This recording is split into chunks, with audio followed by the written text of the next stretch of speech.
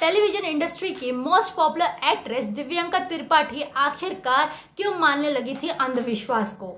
Hello friends, मैं हूं काजल सिंह और आप देख रहे हैं बिग हेडलाइंस।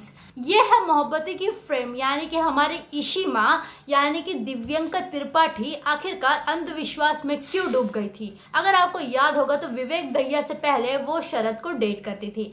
ऐसे में जब शरद के साथ उनका ब्रेकअप हुआ था उसके बाद जो है दिव्यंका त्रिपाठी डिप्रेशन में चली गई थी, जिसके चलते वो अंधविश्वास पे इतना ज्यादा बिलीव करने लग गई थी कि वो पूजा पाठ ये सारी चीजें बहुत सारी चीजें वो बहुत ज्यादा टोटके आजमाने लग गई थी। इस चीज का खुलासा खुद दिव्यंका त्रिपाठी ने किया है। जी हाँ, टाइम्स नाउ को देते हुए इंटरव्यू में उन्होंने कहा था कि मैं जब शरद के साथ ब्रेकअप हुआ था मैं बहुत ज्यादा अंधविश्वास में बिलीव करने लगी थी। मुझे लोग जो कहते थे मैं उस चीज को करती थी।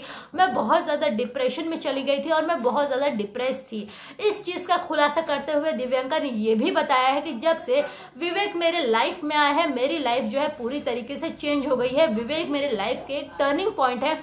जब जब मैं परेशान होती हूँ विवेक मुझे बहुत अच्छे से पैम्पर करते हैं और बहुत ही प्यारे तरीके से मेरी केयरिंग करते हैं। इतना ही नहीं बल्कि मैं आपको ये भी बताना चाहूंगी कि दिव्यंका त्रिपाठी ने इस चीज का भी खुलासा किया है कि उनके और शरद के बीच में अब सब कुछ नॉर्मल हो गया है और उनकी फ्रेंडशिप एक बार फिर से पहले जैसी हो गई है और उनकी फ्रेंडशिप करवाने वाला और कोई नहीं बल्कि विवेक ही है। दिव्यंका ने विवेक के लिए और ये भी कहा है कि जब कभी भी मुझे विवेक की जरूरत होती है विवेक मेरे लिए हमेशा हाजिर होते हैं।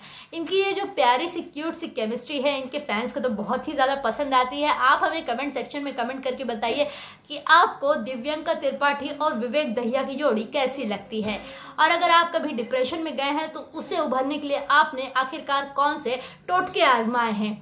अगर आपने अभी तक हमारे चैनल को सब्सक्राइब नहीं किया तो झटपट से कर दीजिए ताकि बॉलीवुड की चटपटी गॉसिप्स मैं आप तक सबसे पहले पहुंचाती रहूं। और आप अगर ये वीडियो फेसबुक पे देख रहे हैं तो हमारे पेज को जरूर लाइक करें। Thank you so much.